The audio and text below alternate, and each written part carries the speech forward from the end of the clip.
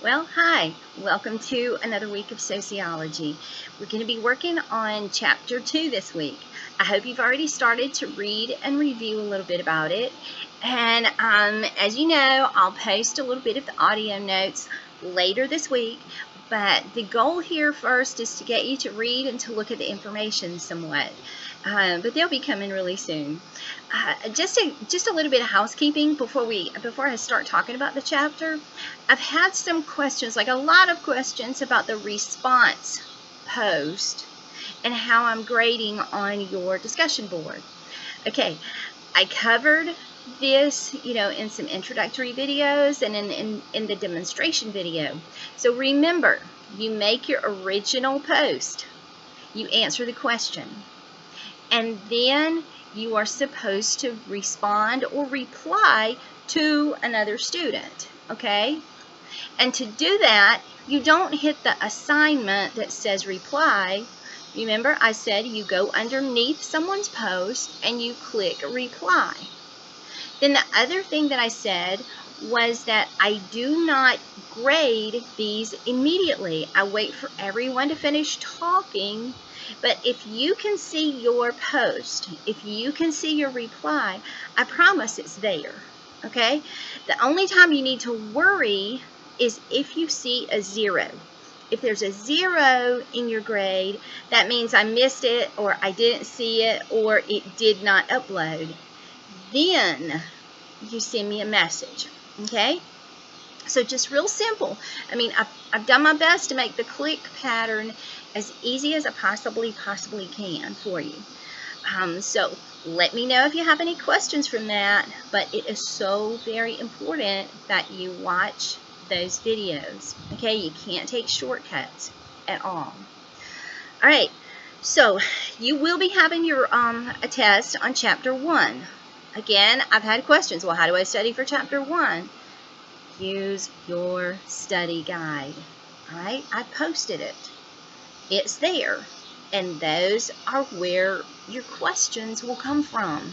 Don't complicate things. Don't try to reinvent the wheel. It's already there. All right, that housekeeping being said, and I'm not fussing. I'm just saying read the material. You have to be sure to read, because with an online class, I'm just a facilitator. You're actually the teacher, okay? The material's out there, it's been laid out, but you have to do it, and you have to read it. So, chapter 1 was interesting. It started giving us some categories of how to use function, symbolic, and conflict theories. And we will keep doing that. Now, as we get into this next chapter, which is about culture, there's a quote in this chapter that says, explaining someone's culture to them is like explaining water to a fish. Like explaining water to a fish. If we could talk to fish, okay? If we could talk to fish. The thing about explaining water to a fish is that they've never been out of water. So the water they don't see as any different than themselves. They see water as who they are. Very much like us and our culture. We don't really see our culture, different than who we are. We think that culture is part of us.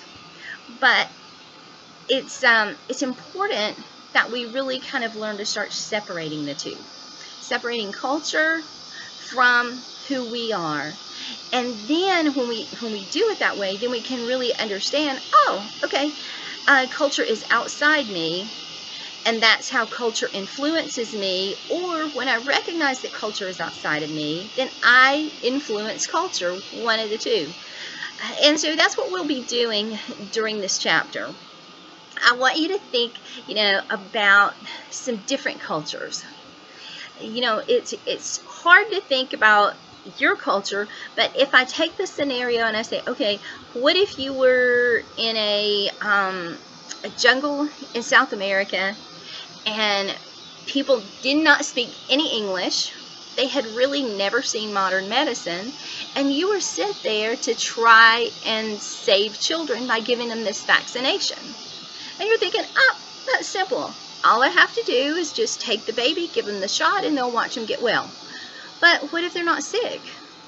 You know, and so you take this infant from this mom, and you do all of the gestures and sign language that say, you can trust me, I love your baby, and mom trusts you. You take this little baby and you jab this needle in its leg. The baby screams and cries. Mom grabs her baby and runs off. Do you think any of the other village women around there are going to give you their baby? Probably not. So we have to think about culture and our language barriers. And even though we could gesture or even say what we're going to do, having that understanding and that value is incredibly difficult sometimes. So different cultures do things very differently. They really do. So that's what this chapter is about, and to help you start looking at that journey. I hope you enjoy it, and like I say, the PowerPoints that have the talking on them, those will be up in the next day or so, and then we'll start on our discussion board. I really want y'all to get into discussion board, looking and sharing and talking, especially as we're talking about different cultures. And look, and not only, remember that social location, not only when we say different cultures, but I mean, heck, male and female can literally be different cultures. Country and city can be different cultures, or rural and urban. Those can be two very different cultures. So keep an open mind as we talk about this. Pay close attention to cultural relativity and then ethnocentrism. Those are probably the two biggest points in this chapter, is that being able to look at things from a culturally relativistic place versus a place of just ethnocentrism. So I hope you enjoy it. I look forward to hearing from you guys. You're doing great. I hope the semester's off to a good start. And don't take your test on chapter 1 until you're ready for it.